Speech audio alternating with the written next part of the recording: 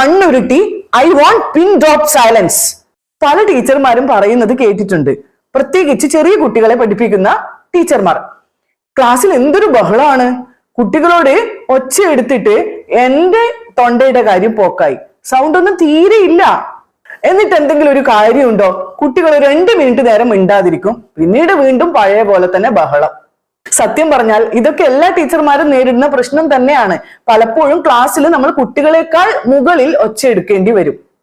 അപ്പൊ class control ചെയ്യാൻ നമ്മൾ ഇങ്ങനെ സൗണ്ട് എടുക്കുമ്പോൾ നമ്മുടെ സൗണ്ട് പോവുകയും ചെയ്യും.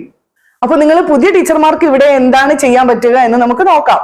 വേറൊന്നുമല്ല, നിങ്ങൾ ഇങ്ങനെ ഒച്ച എടുക്കേണ്ട ഒരു സന്ദർഭം വരുമ്പോ ഇങ്ങനെ ഒച്ച എടുക്കുന്നതിന് പകരം നിങ്ങളുടെ കയ്യിലുള്ള ഡസ്റ്റർ എടുത്തിട്ട് ടേബിളിന് ഒരു 2-3 തവണ ഒച്ച ഉണ്ടാക്കുക.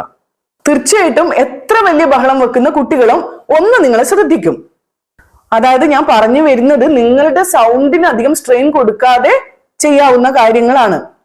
പക്ഷെ നമ്മൾ ഇതാരും ചെയ്യാറില്ല. നമ്മൾ ക്ലാസ്സിൽ എത്തിയ ഉടനെ അങ്ങ് അലറാൻ തുടങ്ങും.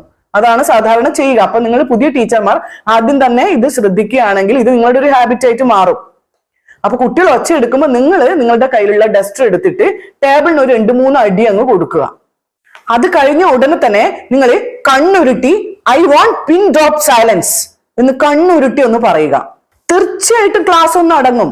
അല്ലാതെ കുട്ടികൾ ഒരുപാട് ബഹളം വെക്കുന്ന സമയത്ത് നിങ്ങളും അതിനു മുകളിൽ സൗണ്ട് ഉണ്ടാക്കാൻ ശ്രമിച്ചാല് കാര്യമില്ല. അപ്പൊ നമ്മൾ ഈ ഡസ്റ്റർ എടുത്തൊന്ന് അടിക്കുക, ഉടനെ തന്നെ കുറച്ച് സൗണ്ടില് I want pin drop silence എന്ന് കണ്ണുരുട്ടി പറയാ. അപ്പൊ നിങ്ങളുടെ തൊണ്ടയ്ക്ക് അത്ര സ്ട്രെയിൻ വരില്ല. അടുത്തതായിട്ട് ഞാൻ നേരത്തെ ഒരു വീഡിയോ ചെയ്തിട്ടുണ്ടായിരുന്നു, സിറ്റ് സ്ട്രെയിറ്റ് റിലാക്സ് എന്നൊരു ടെക്നിക്ക് നിങ്ങൾ ക്ലാസ്സിൽ ഉപയോഗിക്കുക. പിന്നെ നിങ്ങൾ ക്ലാസ് എടുക്കാൻ തുടങ്ങുമ്പോൾ കുട്ടികൾക്ക് കൂടി പാർട്ടിസിപ്പേറ്റ് ചെയ്യാൻ പറ്റുന്ന രീതിയിലുള്ള ക്ലാസ്സുകൾ എടുത്തു കൊടുക്കുക.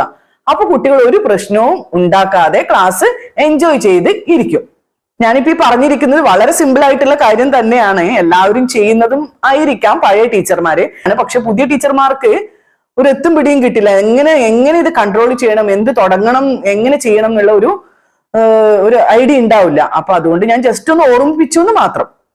അപ്പൊ ഇന്നത്തെ വീഡിയോ ഇത്രയേ ഉള്ളൂ. ഇഷ്ടപ്പെട്ടിട്ടുണ്ടെങ്കിൽ ഒന്ന് ലൈക്ക്, ഷെയർ, സബ്സ്ക്രൈബ് ചെയ്യണേ. പുതിയൊരു വീഡിയോയുമായി നമുക്ക് വീണ്ടും കാണാം.